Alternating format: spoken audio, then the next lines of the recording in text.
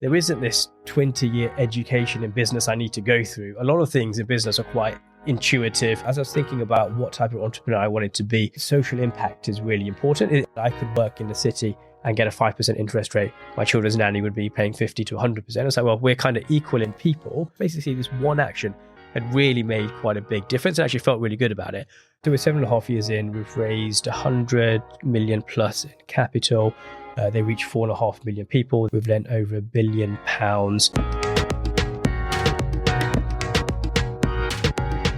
Hello, and welcome to the Bay HQ, where we inspire, connect and guide the next generation of British Asians. Smash that subscribe button if you're watching us on YouTube, and leave us a 5-star review if you're watching on Apple or Spotify. Today we have with us Asesh Sarkar, who's the global CEO and co-founder of Salaries Finance. It's a workplace financial wellness platform. How are you doing today? Very well, thank you. Very well. I arrived from Los Angeles yesterday, so slightly jet lagged. I also strangely have hay fever for this time of year as well. A combination of the two, but otherwise I am very good. Thank you for having me on. I appreciate it. So you're getting all the excuses at the beginning. Absolutely. So if we dive into your background, right? When you were growing up, did you ever think like you'd be where you are today? I'd say I was born in a family where, maybe Indian parents are doing like this, which are very believing. Yes, I was built in an environment of a lot of confidence. I would say when I went to university, I went to a good university, I had lots of very strong peers. And so that kind of makes you a bit reflective. And then when I as a management consultant, I worked in the city. And then actually I thought, okay, wow, maybe, there's a lot for me to learn. So I'd say in childhood, yes, as I started coming into the real world, you then kind of work out, actually, there's a lot of smart people. And it's not, you're going to have to work pretty hard to kind of get somewhere. It's interesting. I think a lot of people have this transition of when they're at school, they might be at the top of their class. Mm-hmm. And then you go to university and everybody else is smart as well. Mm-hmm. And you go into work and it's the same thing too. Mm-hmm. How was that like transition for you? So funny enough, it was the inverse for me, which is actually at school, I wasn't naturally academic, but my parents were, as Asian parents were keen that you work hard so you have a good future. So I worked incredibly hard to get decent grades, but I would say hours per grade was not a brilliant ratio. That in hindsight was okay. And similarly, but then at university, I guess you focus on a subject. And so I was kind of, that was kind of better, but still, again, a lot of hours per getting a decent grade. But actually, when I went into work, I was fortunate that I'd landed in something that suited my skill set and kind of really excelled kind of early on. So for me, education was tough. I'm not a kind of natural learner, exam passer, so on. But in terms of business, thankfully, that comes more naturally to me. And I was kind of fortunate to get into a career which was kind of quite natural early on. And then I've kind of been able to build from there. And I feel very fortunate for that. Is, I guess you don't know if something, different people are good at different things. And I guess it can take you a few different times to find something you're good at and enjoy. I was quite fortunate that I kind of found that early on. And what made you go into consulting? Did you have an inkling that that's going to be what you're going to enjoy, or was it just apply for a job and see what happens? So, I was born in inner city, Leicester, where, management consulting, I would say, doesn't kind of, tip off the tongue. But my brother is 12 years older than me. And so, as a classic Indian family, very much appreciating accountants, engineers, doctors, and so on. And so my mum was very influential in my brother becoming a chartered accountant because he's 12 years older than me. I remember at one point him having an argument with my mum saying, I hate being an accountant. It's like, why did you make me do it? There are these management consultants, I think he worked at Anderson, Accenture at the time, or Arthur Anderson. And then it was like, well, these management consultants, they do much more interesting work. They don't have any exams to work for. I wish I had done that. And so actually at a very young age, that had kind of clocked into my head, okay, management consultants, interesting work, don't have to do any exams. That sounds like it's for me. And so that was, I guess I probably would never heard of it otherwise. And so I guess fortunate to have an older brother kind of, paving his way, which then, it was, kind of guidance for me as well. And also the thing which I liked about it is, what I was good at school is not so much at exams, but at project-based work. And management consulting is very much around projects, strategy, not really business as usual. And so again, that was kind of really appealing to me. And when you started, you said you thrive pretty quickly. Mm-hmm. What was it that you think in your skill set that allowed you to thrive so quickly? Yeah. So, when I, given the name of the podcast, so, I was born in Leicester, a very, very high Indian population, kind of basically. I then went to university at Warwick, which was the complete opposite, kind of, very high white middle class kind of population. And actually, it's going to kind of go quite different. And that kind of customized me a little bit to a different culture. And then I went into the city, again, a very, very kind of different environment. And so when I first went in, and I remember that, I was, in the city as a young, kind of British Asian, kind of finding my way, and it's very intimidating. So I thought, well, basically, I'm going to have to do like 20 years work here to work out what's even going on. Like, presumably these guys, girls in suits or whatever. And actually, my first project it was with this American bank, working on the KPIs that the executives were looking at, and basically I was there sitting back working out, okay, how am I going to learn? Like, who am I going to learn from? And then I looked at it and I was like, well, actually, I've just got a different perspective on it. And I kind of set out the perspective, for me, quite introverted, but strangely quite confidently or vocally. And actually, I was right. And then suddenly, very early on, I think the people I was working with were like, okay, wow, this guy's just come from university. He's got a point of view. And then I had basically realized that actually there isn't this 20-year education in business I need to go through. A lot of things in business are quite intuitive, instinctive. And then I was very fortunate that early on, I'd kind of realized that actually there's not this kind of, it's not like at university, it's not like being a doctor. It's, business is a lot of it is about instinct, creativity, angles. And actually I formed that quite early on.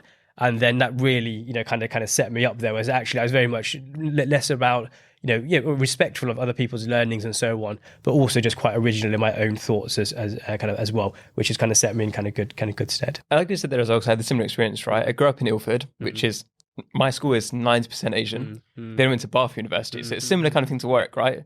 Population is very heavily white. Yeah. And I had that culture shock. It was weird to have a culture shock about white people being from Britain, but that's what I had. And then going back in the city again, it's good because then I find we can blend it, right? Because we can understand the different perspectives. Where some people I grew up with stayed in London.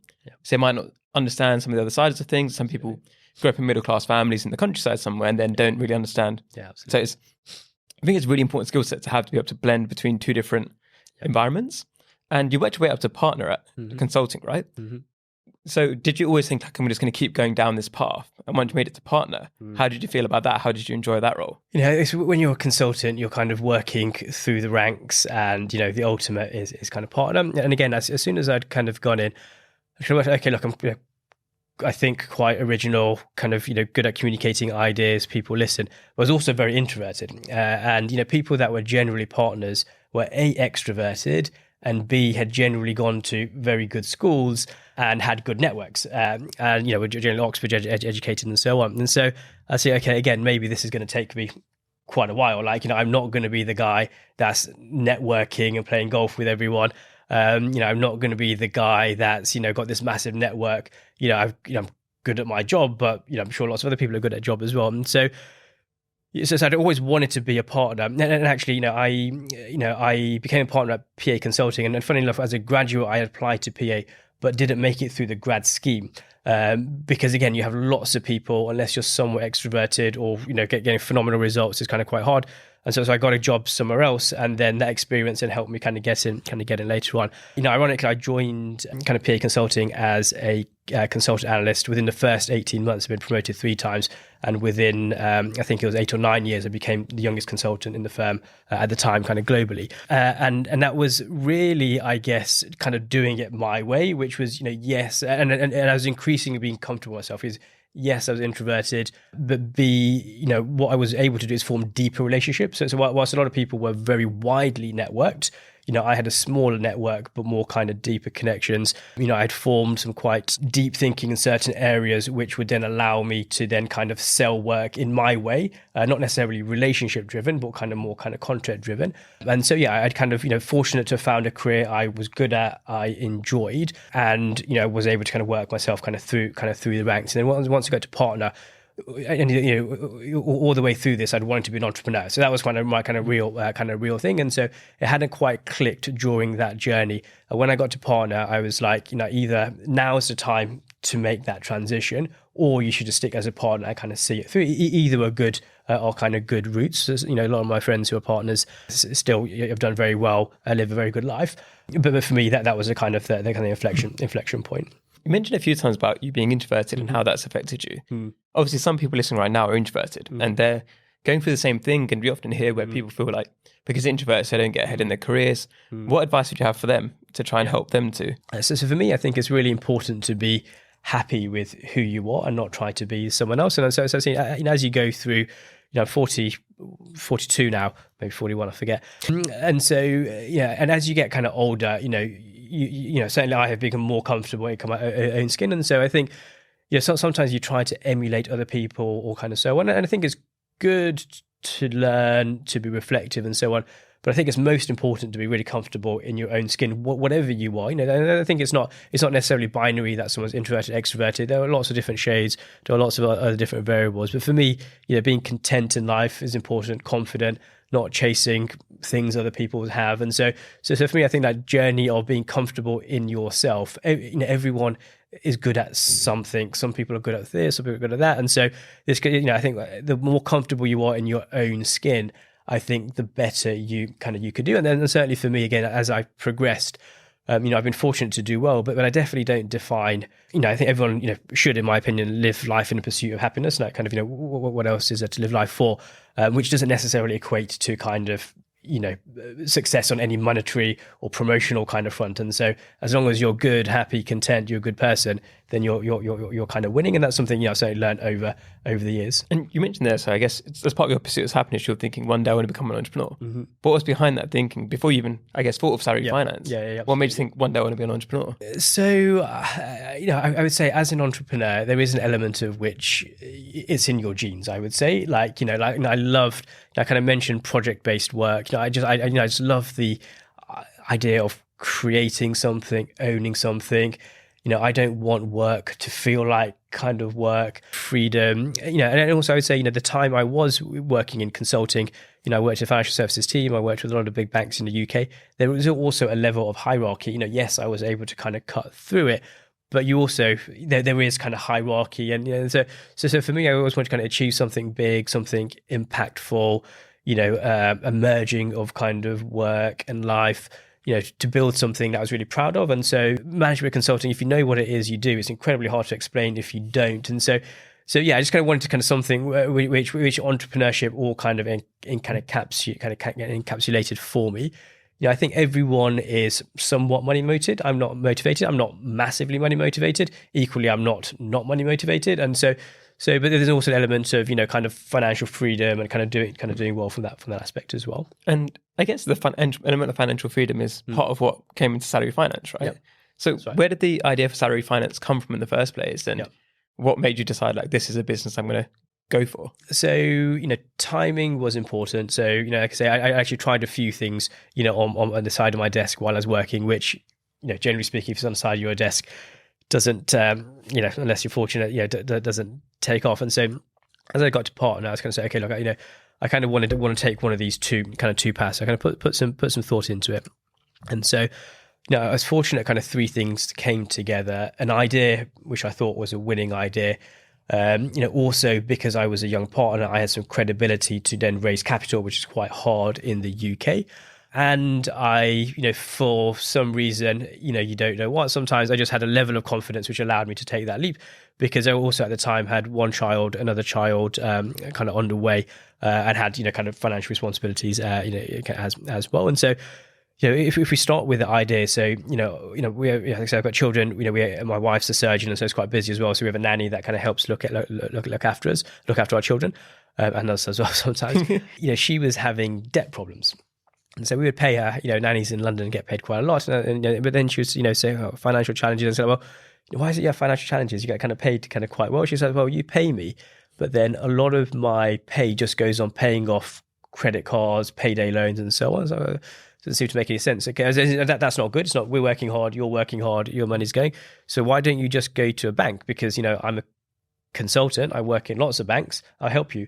Then the reality is, the banks decline 2 in 3 people unless you have a high kind of credit score. And so actually she was in this kind of cycle of debt. And so then I thought, okay, you know what, we'll pay off your debts for you. We'll give you a loan. We'll collect the repayments from payroll, so it's nice and easy. And then that's that. And then basically we did that on a Friday. So we kind of gave her a loan. She paid off her debts.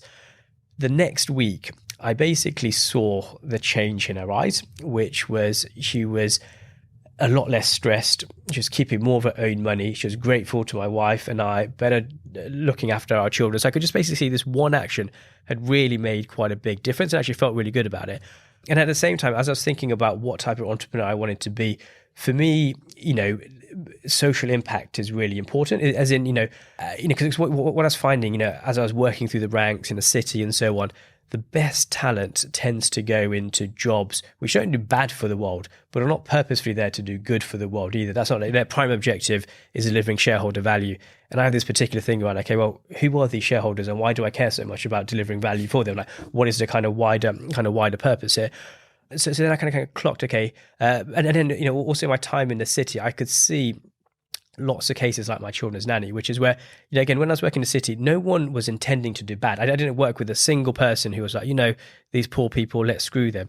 But you could just see how the models were working. So if you're middle to low income, you get a bad credit score by design. And basically what happens is those people then, get a loan, the interest rate is higher.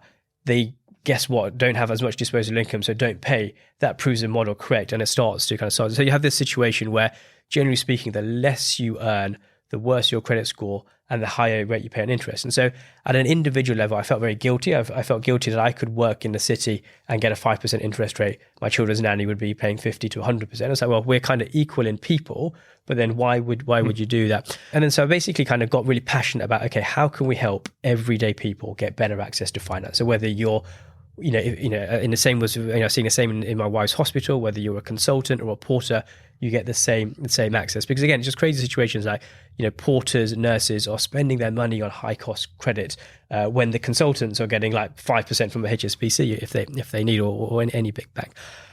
So basically I came up with this idea around, okay, well, if we work with big employers and if they do what I did with my children's nanny, which is if we offer them finance as an employee benefit, where the repayments are collected from payroll, you're basically reducing the risk. So rather than having to price in the risk, you're getting to the same net outcome. And so the whole idea was, okay, let's try to reduce the interest rate gap between people using the structure of employee benefits and using the cost advantages kind of within that. So that was a kind of the genesis of the idea. And at that time, today ESG is a very common term. At the time, there was no ESG. So when there was actually only one person talking about it at the time, which was Nigel Wilson, the CEO of Legal & General. And so at the time, I went very big on this philosophy around business with social purpose, how you can make profit, but do it with, actually solving a big problem in the world. You just need to think deeper. When it comes to loans, you can make the same amount of money by reducing risk or pricing it in. And so,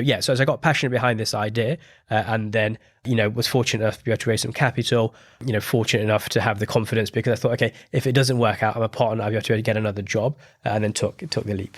It's an amazing story as well. It's one of the things that I think always like the most is when somebody comes on here and you can tell, one, they really care about the problem they're trying to solve, but it's a problem they're trying to solve because it matters, that problem too. Yeah. It's not like, oh, this is a problem which can make me a load of money. Like you said, it's a problem which you could just see, like you said about the difference you could see in the person as well. Yeah.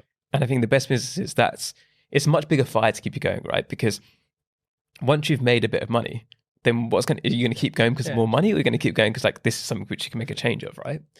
And like in this early stage as well, you've got a co-founder, right? How did that relationship come about? Like how did you know that this is the right person, or how did that all come into play too? Absolutely. So I've got very fortunate. I have two co-founders, both named Dan. One called Dan, one called Daniel. I guess the other thing for me is I'm very reflective about my strengths and weaknesses, and I'm very relaxed on those. I don't need to pretend or try to be the best at everything. And I've always worked on the basis that, I have certain super strengths and I'm going to go really deep on those. And then where I have areas which I don't enjoy, don't come naturally, I'll try to develop, but sometimes I can't be bothered. And so then I'll kind of fill my network with kind of good people around. And so for me, the two areas which were kind of weak for me, one is, as I'd mentioned, which was network and so on. And so my co-founder is a guy called Daniel Shikani, and then I was introduced to him via one of the other partners at PA. They went to Harvard together, and he is just the opposite to me. Like as much as I am introverted, he is extroverted. And then as a result, has a really kind of great network and the type of business I was trying to build in terms of raising capital, access to employers. I thought he would be kind of great at that. And then, so the two of us came together and then we raised our kind of initial round of capital from a venture builder called Blenheim Shalcott. And then as part of that, one of their partners came on board as a co-founder as well, a guy called Dan Cobley. Dan was formerly the MD of Google in the UK. And again, he introduced a different dimension. So, when you're in consulting, yes, you're in and around tech, but, you've not built a tech company like Google. And so Dan brought that dimension as well. And so the three of us were kind of very, very good. I was very passionate about the idea, had spent, time as a consultant, kind of building new products, businesses, very disciplined in doing that.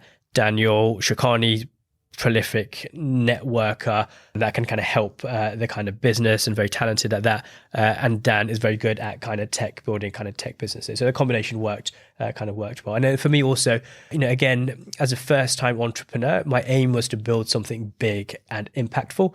And so I wasn't too worried about, diluting equity or anything like that. Not to say that was a good thing or a bad thing. As a second time entrepreneur, I might do something differently. But certainly as a first time entrepreneur, it was really about, okay, I'm not so worried about my stake. I'm worried about big, impactful. I want this to be a success. And I want my probability of success to be high, basically. And so I had a lot of people around me. One of the things you hear a lot now as well is people who, they're trying to raise a round, but they want those strategic investors and people who can actually, like you said, with the second Dan, about bringing that experience to it as well, right? And it's quite a difficult thing for many people to do. And what I found interesting is that your co-founder is introduced to you by somebody at a company, because some people might be worried about asking other people at their company for those kind of connections. But in the context of work there at the time. And so we just become friends, actually. And it's quite a funny story, which is, I got to know him, and so we were doing things in my kind of day job as well.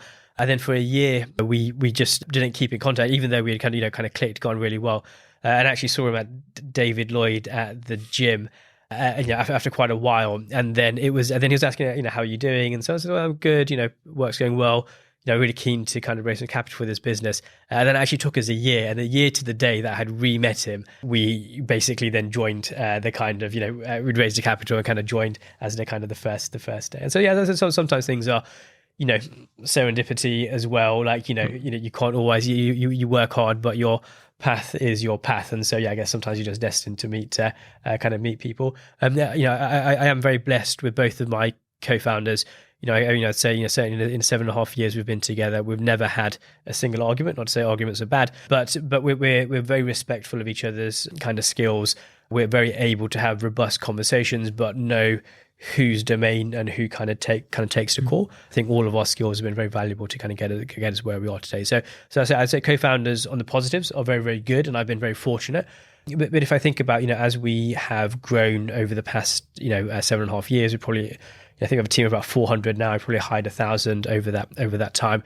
Different people are cut out for different parts of the journey, and so you do have to think through co-founders and around, how long are they going to be kind of right for the journey as well. And then also, you want to make sure it's someone that you can work with. I guess it goes without saying, but it's important. It's like a marriage. Like once you're in it, it's an important relationship. Once you actually started building the tech behind Salary Finance and starting to get clients, how did you find it different from, I guess, advising clients on what to do versus doing it for your own company? Yeah. Was it close to what you imagined, or was it much more different? And so, in consulting, you're advising, which is very different to doing. And the reality is, and quite a lot of what I was doing was operational turnaround work. A division's got an issue, a company's got an issue, a private equity firm's just bought something and needs to do a turnaround. And in those environments, there's always something going wrong. And it's actually relatively straightforward to look at something someone's doing and say how you do it better. Building it first time round is a lot harder. And so, it was very, very different. Again, having good people around you kind of helps. And so again, we formed a good team quite early on. And again, certainly in the early days, the quality of that team is important. Certainly what I found important is having people that were hands-on. So where I had come from, actually people kind of like me, you're good at certain things, but I can't code or build something. And so actually having people that are very hands-on is very helpful. Actually, where I was hands-on was on kind of sales and business development.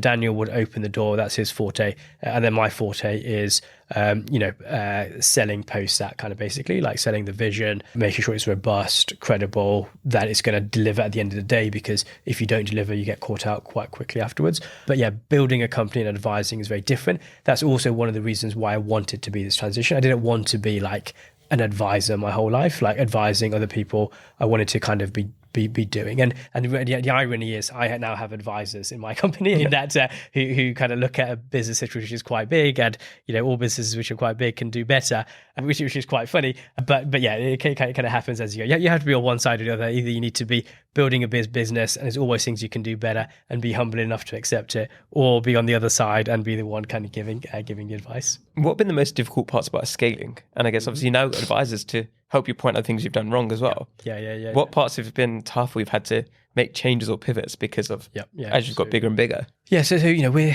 just give you a sense of journey. So we're 7.5 years in. We've raised 100 million plus in capital. We've got 700 clients in the UK, in the US, everyone from Tesla in the US to Tesco in the UK. They reach 4.5 million people that are in our kind of employee community. We've lent over £1 billion. And then our investors are all general institutions. So, Legal & General, Goldman Sachs, got a venture builder, original investor, a kind of core partner, Blenheim Shalcott, and kind of so on. And so, the business is quite, it operates at kind of decent scale. Decent scale. It's probably a bit of an understatement there, yeah. And the reality is, you're always, we're actually probably only 2 weeks ago, so probably why I've got time to do this podcast is, we now have a CEO in the UK, a CEO in the US. I'm the group CEO. And so we're probably at the stage now where the company doesn't need me. As in, I believe I can add value and I can get us, kind of further and faster. However, it doesn't need me. As in, I have, other than those two, I have no direct reports, which is a nice place to be in, because prior to that, the past 7.5 years, you're really on a 6 monthly basis, which is the first 6 months, we need to get a product live and prove that this isn't just a nice concept. Yeah. And so you're like, okay, if I don't get that first client, and one of our first clients in the UK was Dunelm, actually from, they're headquartered in Leicester, where I grew up. And they were just really passionate about their people. So kind of really kind of got it. And so that was really pivotal. So then you get your first client. Then it's like, okay, well, we've now got clients, but we need debt funding to fund these loans. But you have no data. And so, okay, so unless I get this, it's not going to work. So you got your debt funding, kind of, that's great. Then, okay, where I've got one client, and then where I need employee take-up, is employees, and I need to show they're getting value. Okay, now you've got that. Then you've got that, okay, well, I now need to raise my next round of equity capital, because I don't get that, I've kind of got issues. Then you've got that. Then so, well, the market's doing really well. I need to be in the US now before someone else does it. And it goes on. And so basically every 6 months you have this existential crisis, and you're like I say, when you're in the midst of it, and like I say, thankfully I'm kind of a bit more reflective now because I'm kind of one step removed. It is existential the whole time. And then the reality is, sometimes it's true, it is existential. Sometimes it just delays you, but at the time, and you're certainly, as I look back, I think most of them have been like, to get to where we are, we've needed that 6 month cycles, but and that's a challenge, because you're operating on adrenaline the whole time, and the reality is, when you're taking decisions 6 months away, you have to take shortcuts sometimes, is the reality. And then you call it technical debt, so you're going to have to go and have to recover that. And when I get to that stage, actually people are going to come and say, why on earth did you do that? And then I will need to be humble enough that they will not understand that that unless I took those decisions, which you look in hindsight, you think maybe weren't good. That's basically what kept us. And so, and then this is where we are today. Like I say, we are a big business, but you then have kind of big business challenges. And so we're now very much kind of, making sure our tech's robust, make sure our process is robust. Of course, if we took not 6 months to build the original platform, we took 2 years, it'd have been more robust than it is today. And so you kind of work through those, And that's like, I guess the spirit of an entrepreneur, basically, which is being able to make those calls. And a lot of the time, the margin for error is low. You carry that burden yourself because you always have, you have your investors, you have your team, you have your clients, you have your employees, you have your own pressures, but ultimately you have to make calls the whole time. And those calls ultimately make the difference between kind of success and failure. And then certainly for me, in the on the journeys, I've always wanted to be in a position where if the company fails, it's because of a decision I've taken, not because of one someone else has taken that I've just gone with. And so I would say I've been pretty strong in my decisions. Most I think are good, some maybe not so, but at least I had that kind of conviction as well. And then on the other side is you have to choose your investors with open eyes as well. And so for us, because of the nature and scale of our business, institutional investors were really important. They are obviously, come with institutional grade requirements, governance, compliance, which you need to be able to kind of meet as well. So you need to be kind of thoughtful about all of these things. Yeah, something back to my own consulting days where you had different types of consultants, right? Of some people who you get like 90% there and then you get out, right? Yeah. Where some people will check it 100 times before they take it out. Yeah. And if you're doing that 100 times checking before you release it, you might have that 100, like it might be an incredible job, but you've taken 10 times the amount of time to do it, right? And that's something the client's paying for. Yeah. And it's exactly the same mindset that comes as an entrepreneur. But as an entrepreneur, it's different, right? Because if you are the person who checks things a million times and gets it perfect, by then it might be too late. Absolutely. It might be you've run out of funding. It could be that somebody else has now overtaken, somebody else has released something that's 80% and they've got now the entire market share. Yeah. And you've got to be comfortable with that level of risk, like you said. And it's great that you've had that, like you've been aware of it the whole time by owning that process. And it is true because obviously, especially I guess as a consultant, right? When you're looking at other companies, why did they make a decision for that? That's a really bad decision. But I guess once you're on the other side of the table, you realize, they made that decision because they had to make that decision. Absolutely.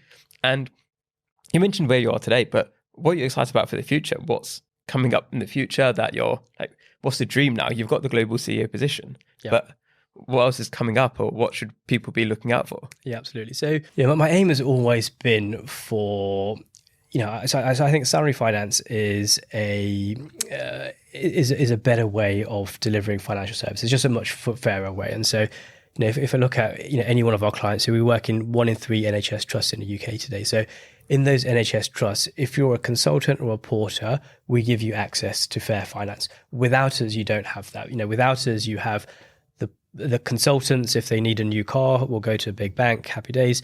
If the porter's car breaks down, then they're simply left with, high cost credit cards, payday loans at 100% of interest. And so for me, it's always been about the model becoming mainstream and having a big impact. And so, for me, I think we've reached a good base now, 4.5 million employee reach, over $1 billion in kind of loans funded, hundreds of millions in interest save. We operate in the UK, operate all 50 states in the US. Like I say, we've got a team of about 400 at the moment, UK, US. We've got a team in India as well. And then we have a series of products. So we have payroll-linked loans, on-demand access to pay, savings, education. And so for me, it kind of feels like we're kind of getting to like a good baseline. And then from here on in, it's really kind of multiplying because that's the other thing you see as an entrepreneur. Like it's really hard getting your first clients. They help you win the next 5. Those next 5 help you win the next 25, and you start to kind of multiply. So for me, we've got to kind of a good base, and now it's about multiplying. So we reach 4.5 million people. Like how do we multiply that? Within our clients, how do more employees know about us? How do we add other products? So mortgages is an area of a lot of interest, getting on the property ladder and so on. New countries are interesting. And so, I think the business has a kind of lot of potential, a lot of growth areas. But ultimately, when I looked into my, nanny's eyes unconsciously, as in like, I could just see that, when I look at our Trustpilot, I obsess on that, it's, we have a, 4.6 or 7 out of 5. It's those stories and, just kind of multiplying the impact you have. Because then, ultimately what do I see? I see myself, growing up in the inner city of Leicester, to, having then had a positive impact on kind of millions of people. I don't know, kind of like you said, I've also had lots of different experiences. I've, gone from a kind of a first generation kind of migrants and the kind of financial challenges that brings to, running a big, hundreds of millions of pounds worth company today. and we also have kind of relatives in India, to being on people's private jets here. Like, so it gives me a lot of joy to go from something here to be able to like impact a lot of people. And certainly when I kind of see my future, I want to continue to multiply that. Like, I'm super happy with where I am. The reality is I would have loved to have been an entrepreneur younger, but I know today I did it at 35. If I did it younger, I wouldn't have been ready, basically. But now I'm kind of 42. I still see, touch wood, a lot of years ahead where I can kind of multiply that kind of impact. And also very much around, I don't have things mapped out. It's not like I do this, do that. It's, every day you're learning, opportunities come up, you meet people, ideas come up. And so for me, being a partner gave me credibility. Being where I am today gives me credibility. And I want to use that productively. Like, the irony is, I have quite a few grand titles. None of them, like, I'm actually the least person that cares about titles. But what I do like about those is the kind of ability to then multiply my impact. Yeah, I think for example, like getting a knighthood or something like that, it shouldn't matter about, the goal shouldn't be to get knighthood. That's right. Yeah, it should be like getting a knighthood then allows you to be in different rooms, which allows you to make the impact you want. Exactly, yeah. And I always say, it's like Forbes, Introvert, all that kind of stuff. It doesn't really matter as a title. Yeah. But if people then pay more attention to you, you can then spread your message better. Yeah, definitely. So we're going to have to move on to quick fire questions now. So, who are 3 British Asians you'd love to shout out? They think you're doing incredible work. Mm-hmm. So, I have huge gratitude to Manoj Budale, who is one of the founders at Leicester, Sarkar, who's our original investor, basically. And so raising capital in the UK is actually, certainly 17.5 years ago, was quite difficult. It's somewhat kind of easier today. So it's a gratitude for, investing in us, but also, Leicester Sarkar is a venture builder. So they help you through the journey. As a first time entrepreneur, I've been incredibly valuable kind of throughout, and just a very good person.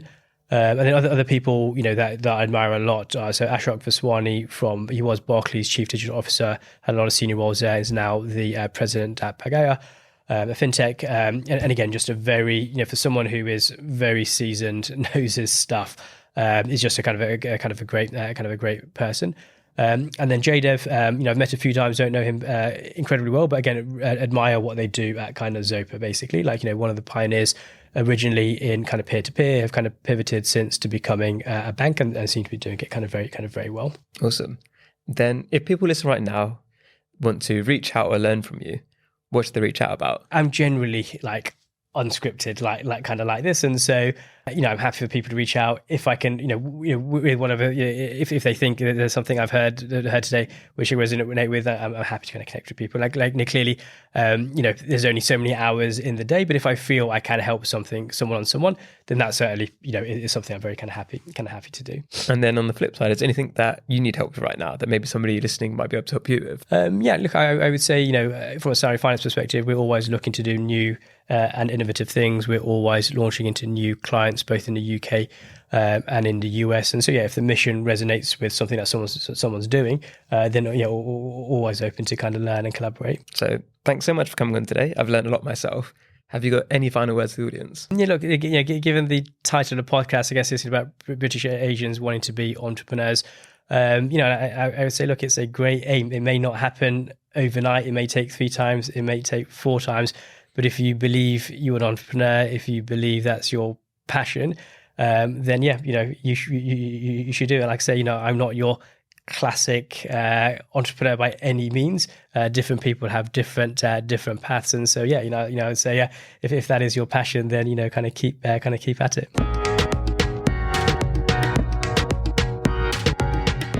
Hello everyone. Thank you so much for listening. It means a huge amount to us, and we don't think you realise how important you are. Because if you subscribe to our YouTube channel, if you leave us a 5-star review, it makes a world of difference. And if you believe in what we're trying to do here, to inspire, connect and guide the next generation of British Asians, if you do those things, you can help us achieve that mission, and you can help us make a bigger impact. And by doing that, it means we can get bigger guests, we can host more events, we can do more for the community. So you can play a huge part. So thank you so much for supporting us.